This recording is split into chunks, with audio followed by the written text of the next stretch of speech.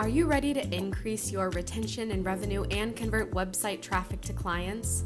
Then you're ready for Maya. Maya is a marketing and client recruitment software. Maya creates better business relationships by pairing the right clients with the right beauty professionals. How do we do it? A matchmaker. Your brand will have its own unique matchmaking survey.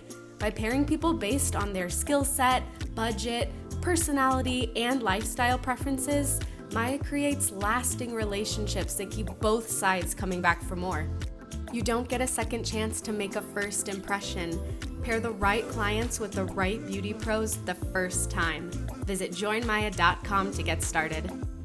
Thank you for joining me. I'm Katie Whitledge with the Beyond the Technique podcast. Happy Monday, everybody. Today, we're talking about grow your list to grow your revenue. What list are we talking about today? Your email list. How many of you are intentionally working on growing your email list?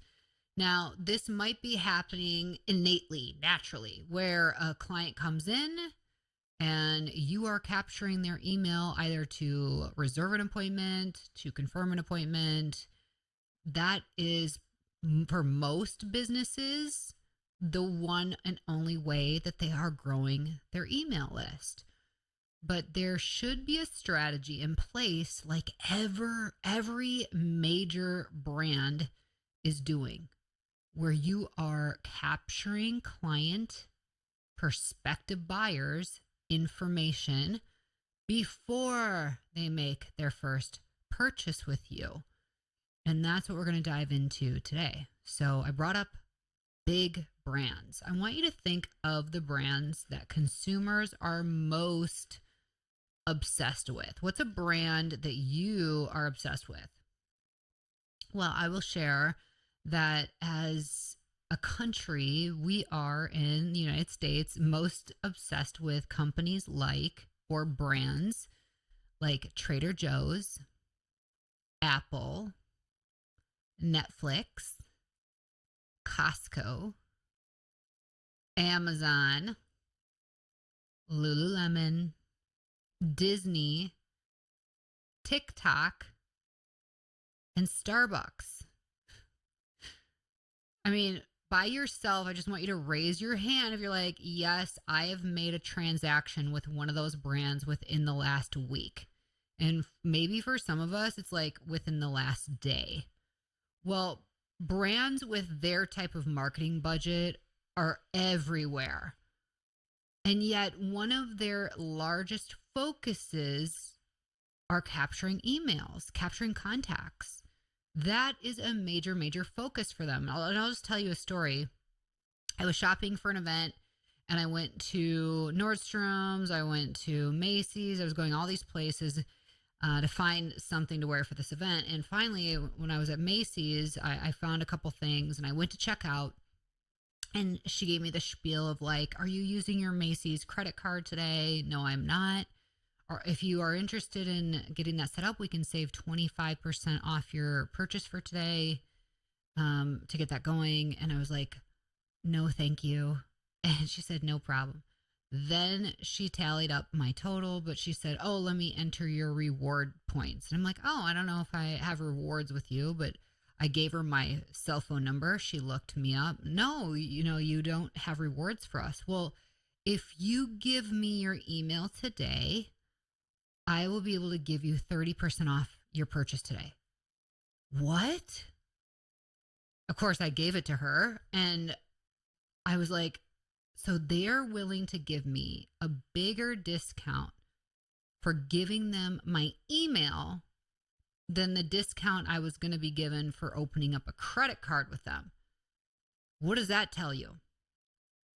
So I give them my email and I start kind of just observing what happens. And on average, Macy's sends 2 emails per day.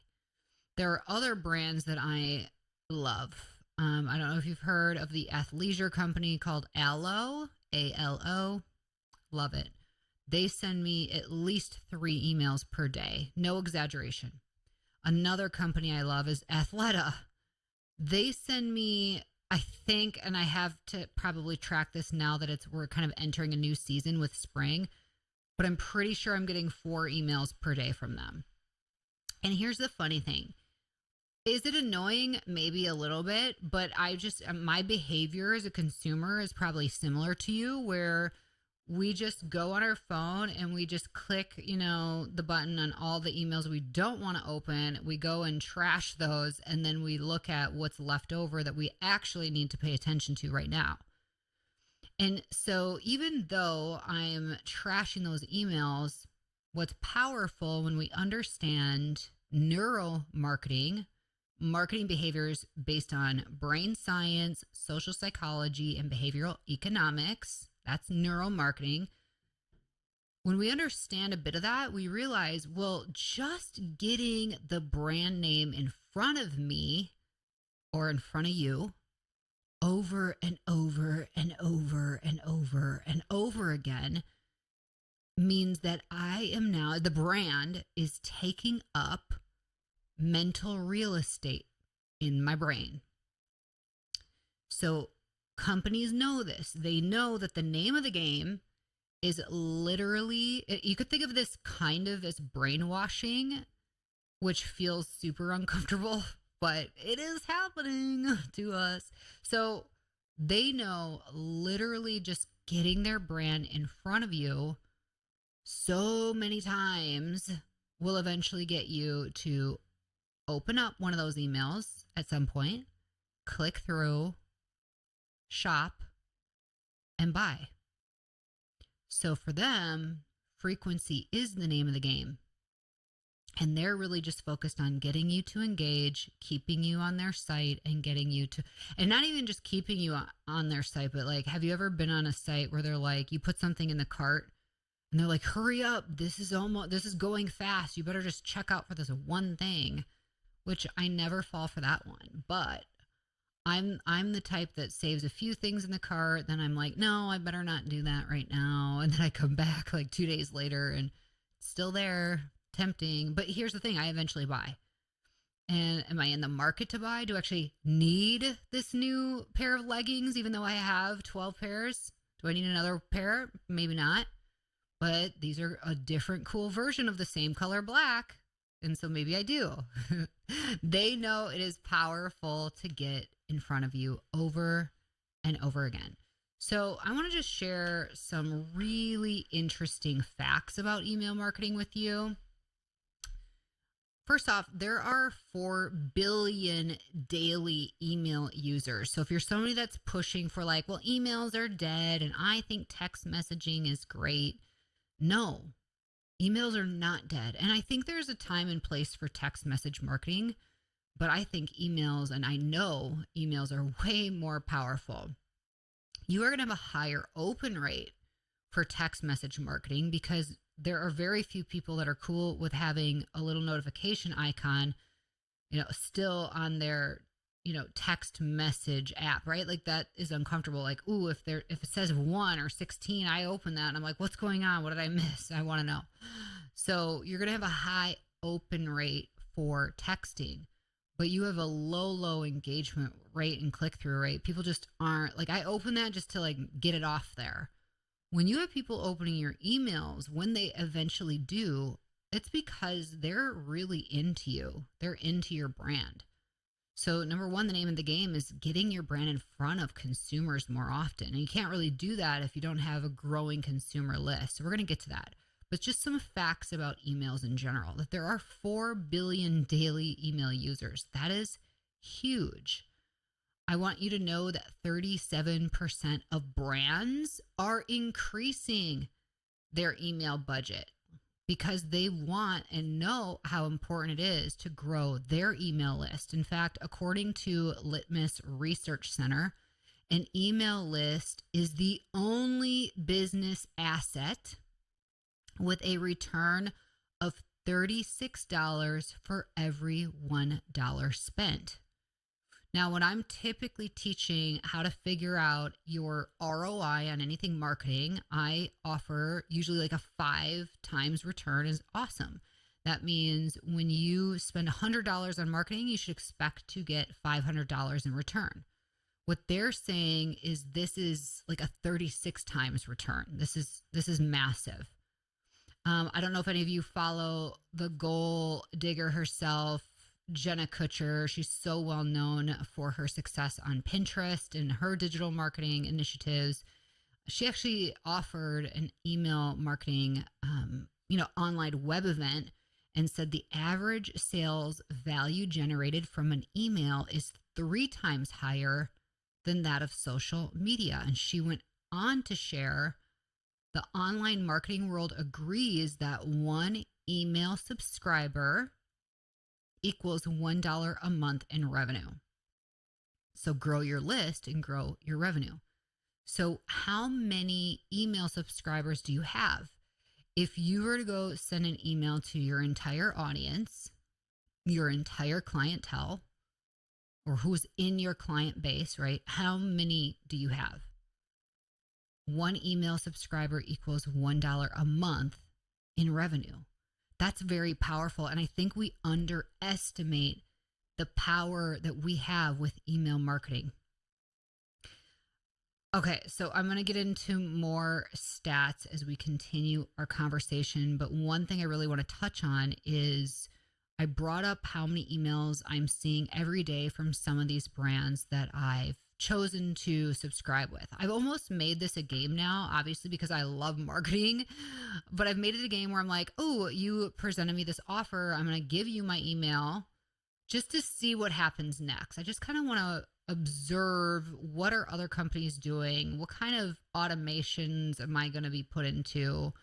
What kind of marketing emails am I going to receive? What's interesting is most marketers send 2 to 3 emails per day. Per day. Now you might be thinking, okay, Katie, if our salon or if our spa or if our med spa, if our barbershop, if we sent 2 to 3 emails per day, people would be flipping out. Like they would be like, what? This is nuts. People would reach out and be like, I think something's wrong. I'm getting all these emails from you. Here's what I'll tell you. There's 2 things. Number one, you might start getting feedback that people are like, whoa, you're sending a lot of emails. And guess what? They would never be able to give you that feedback if they weren't continuing to watch your brand and stay engaged with you. In other words, they're not going to unsubscribe from you. And you are going to have to risk some unsubscribes when you up the ante on how many emails you're sending. I'm not pushing for you to send 2 to 3 emails per day. I am going to push you, though, to send at least 2 to 3 emails per week. Per week. You can easily send 2 to 3 emails per week. And I'll get into what do you send, who do you send to, all of that. But notice that you have to understand the importance that this is about getting your brand in front of people. If they are like, look at your pre-book rate, right? So let's say 70% of your clients after they're when they're in for their visit, 70% of them are actually rebooking at the time of their appointment that they're in for their next visit. Well, that means that and maybe that's not that high. Maybe for you, it's like 50%. But I would look at that because that means the other 50% of your clients or the other 30%, they haven't rebooked. And there's a whole lot of competition out there. There's a whole lot of distractions out there, especially in the beauty scene. Because we're not competing just with the other great salons or spas next to us. We're also competing with every single individual who has their own suite model, their own business. So the competition is greater than ever. So it is imperative, and in my opinion, critical that you keep your brand in front of people. And maybe they're the part of the 70%. I've rebooked. I'm coming in every time. I'm loyal. I'm not going anywhere. Well, what about their kids? What about their significant other? What about their friends at work? Or the friends that they go to yoga with? Like, what about them? Keep your brand in front of your audience because many of them need to be reminded that they should choose you and book that appointment with your brand. And what's the fear really? When I hear any pushback on it, usually it's like, well, this takes time and energy. And I'm like, yes, it does. And it's directly tied to revenue. So you got to pick your priorities. Is this an area that you want to fuel a flame and get that flame going hotter, brighter, longer?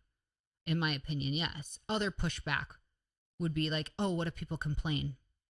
You're going to have people poo-poo anything that you do. So we need to get over that. And I said, when I was speaking at Intercafure about this topic, I said, your loudest boos come from the cheapest seats. You ever notice that? Your biggest complainers, you could look at this within your team, your clientele, like the biggest complainers, the biggest poo-pooers are not going to be your top performers. They're not going to be your top clients. They're not going to be they are not going to be your biggest cheerleaders, your biggest fans. So like, let it go. Let it go that you're going to have some people. And isn't it funny how it's like, oh, we've had like 3 people or 4 people reach out about it. Okay, well, you've had 9,000 other people that did not reach out about it. But you freak out about the 4 people and then you pivot everything for them. Never make a long-term decision based on a short-term emotion. And we struggle with that. We're emotive people. We want to make people happy. We get crappy feedback and we're like, oh, I want to fix it. I want to make you happy and make this better. Chill out. Don't disrupt your entire marketing strategy for a few people who are annoyed. Be smarter than that, more strategic, and start doing your email marketing. Get it out in front of people. If you're like, okay, I'm bought in, like I hear you. I think this is important. What do I do? Like, what's the kind of nuts and bolts of it? Oh, I'm so glad you asked. So first, you want to think about who are you emailing? Well, let me start actually with first. Let me go back. The first thing is we're going to talk about 2 separate lists because first you have existing clientele. So you have that list of people that you need to market to. So with that group, the first step is who in that group do you want to market to?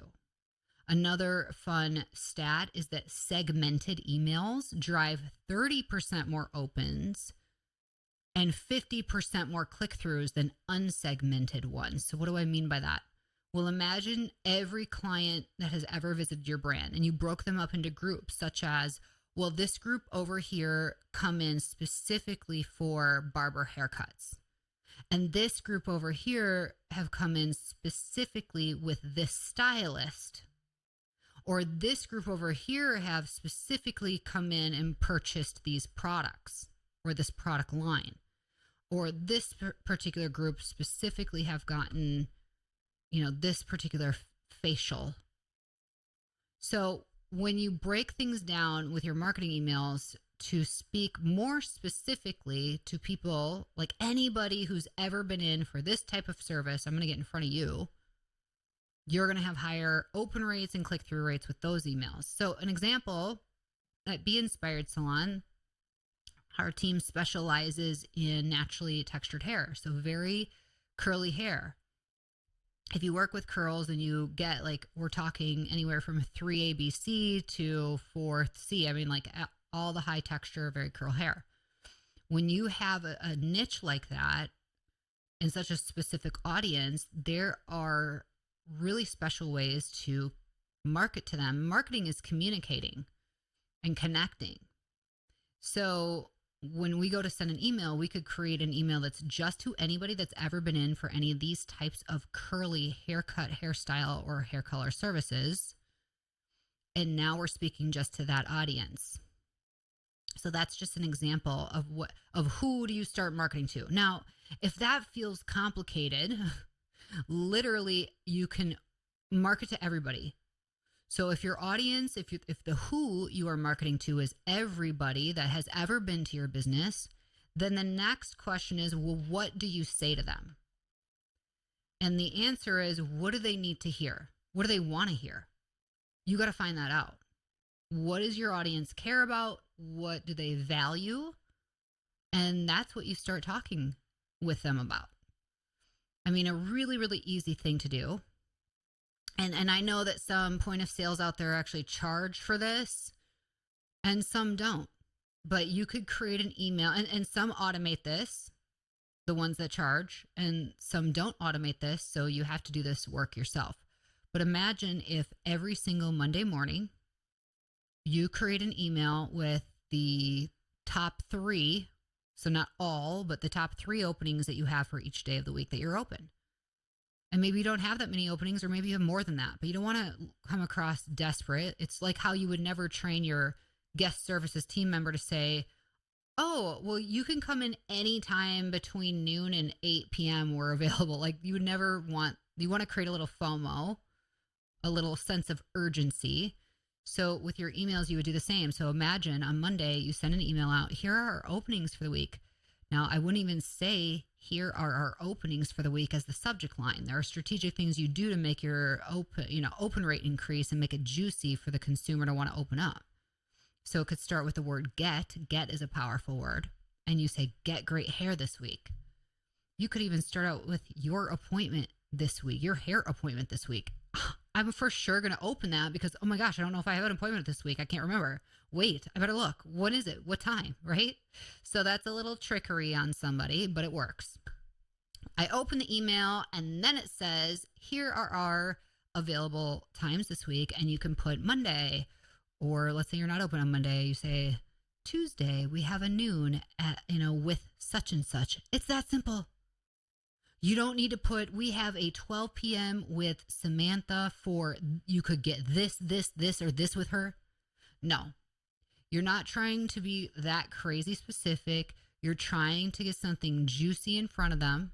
They could click right here to book online, or they could call text to book. And then they're going to discover okay, now I choose what I want to get done and I see what's available. Really, you're helping them take action.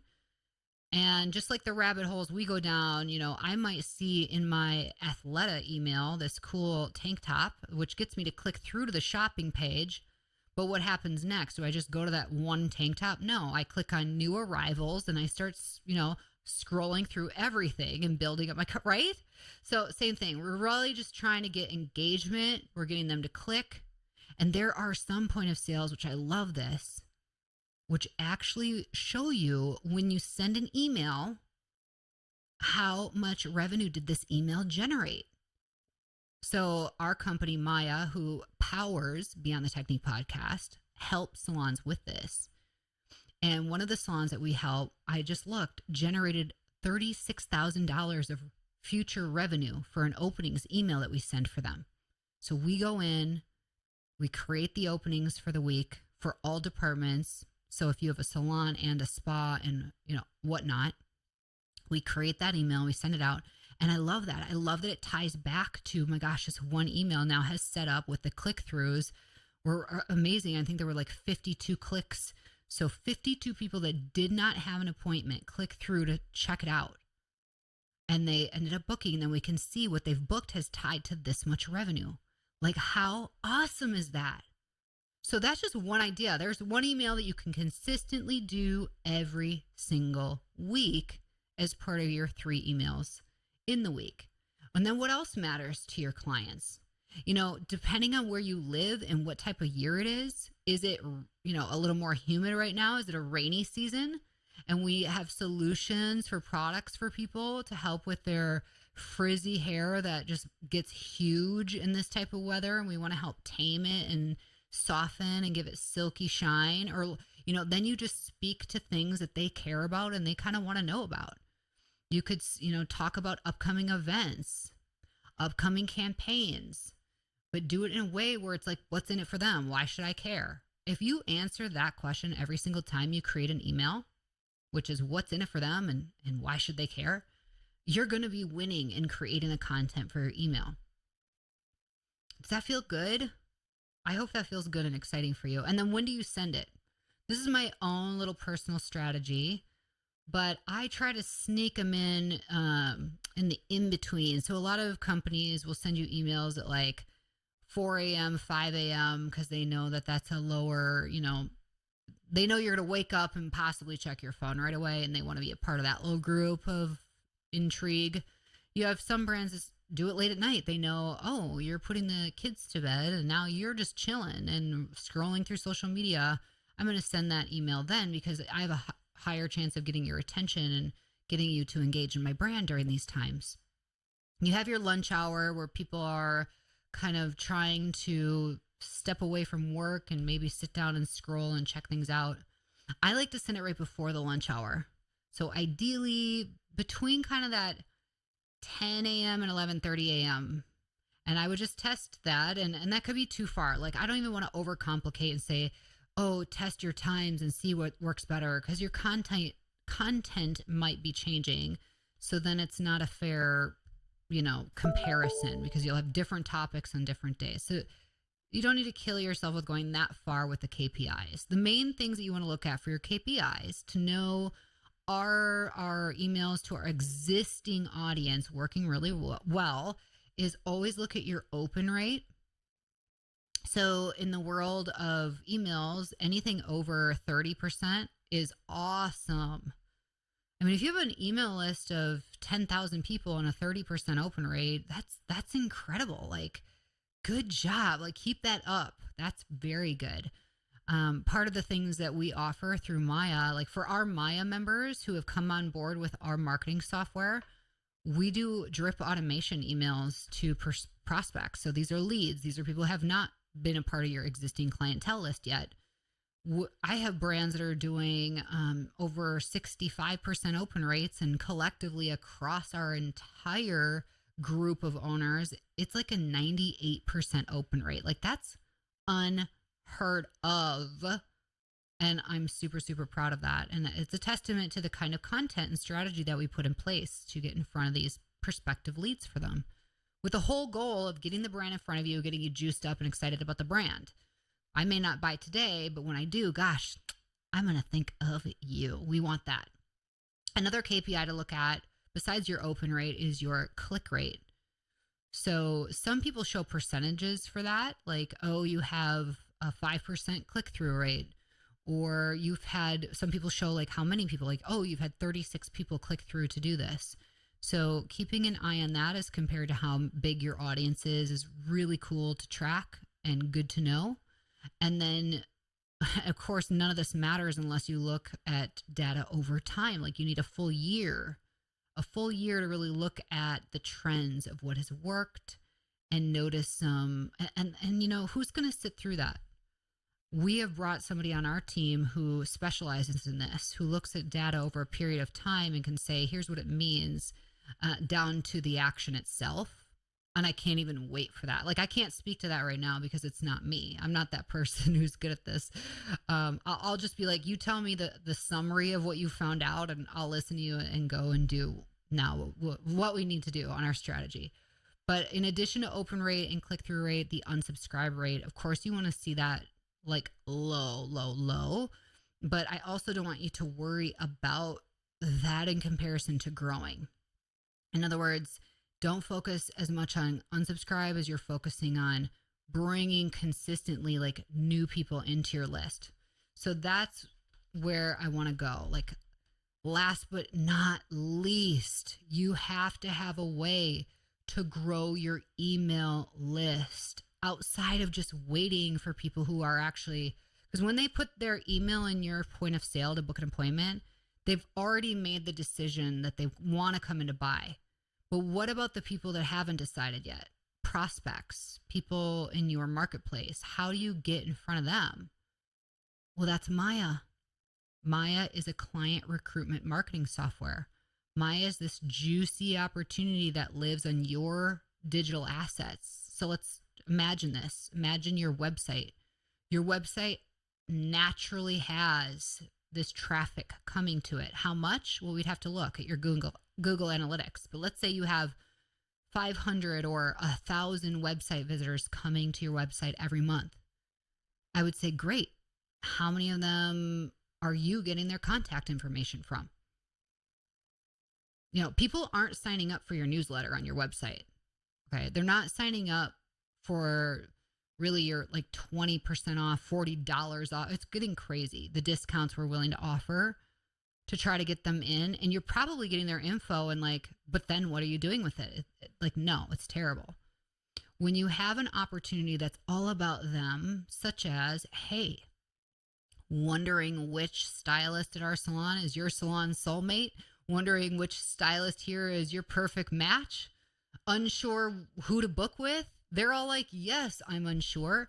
That's why an artist page on a salon website, like the team page on a beauty brand's website, that's why it's the second most visited page of a beauty industry brand website, because people don't know. They don't know who to book with. They're trying to look at it, and it's all superficial at that point. It's like, oh, you look cute.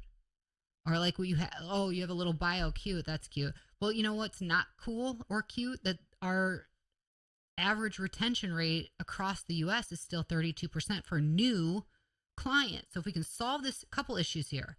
If I can solve the issue of why my new clients aren't coming back a second time, like I'm losing over 65% of our new clients that have come in for the first time. Like that's not acceptable and that's not sustainable for my brand.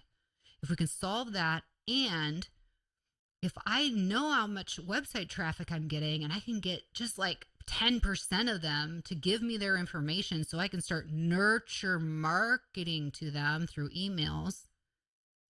I mean, shoot, if you want to do text too, you could. If you want to do Instagram, you could do that too. But getting your brand in front of the people that are coming to the place that you've spent time and energy to make beautiful, which is your website, you can get their information. How powerful is that?